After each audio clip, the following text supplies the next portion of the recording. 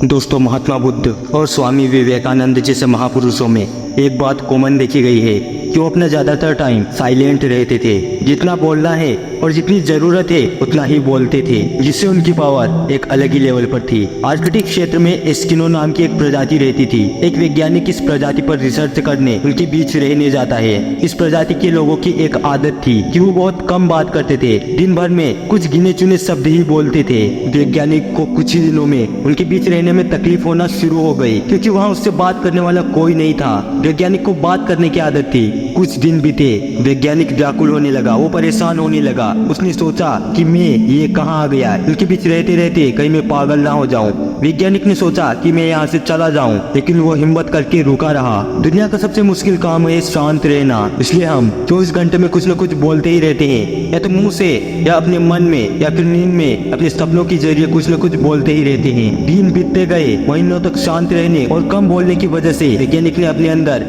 एक अलग ही बात महसूस की। उसने जाना कि ये प्रजाति इस दुनिया में रहते हुए भी किसी अलग दुनिया में जी रही है। उस वैज्ञानिक ने जीवन में पहली बार दिमाग की थॉटलेस स्टेट को महसूस किया। दिमाग की ऐसी अवस्था जहाँ एक भी विचार नहीं होते और दिमाग पूरी तरह से शांत हो जाता। यही बात हमारे धर्म भी सिखाते आ रहे हैं कि शांत रहना सीखो, कम बोलना सीखो। उसके पीछे भी यही कारण है, जब हम कम बोलते हैं या हमारे दिमाग में फालतू के विचार कम आते हैं, तो हमारे दिमाग की जो पावर बेवजह बोलने और सोचने में व्यर्थ हो रही है, वो कम खर्च होना शुरू होती है। और जब हम फालतू की चीजों में पावर कम खर्च करते हैं, तो हमारी एनर्जी बचती है और हमारा फोकस बढ़ता है और बुद्धि का विकास होता है। स्वामी विवेकानंद जी का एक दिन में 700 पेज की किताब को पढ़ लेना और याद कर लेना, ये सारी शक्ति उन्हें कहाँ से मिलती है? शांत रहने से। शांत रहने से हमारे बुद्धि का विकास नेक्स्ट लेवल पर हो जाता है। सरल शब्दों में समझो, यदि हम अपने अंदर मौजूद एनर्जी को फालतू जगहों में खर्च होने से बचाना शुरू कर दें, तो वो एनर्जी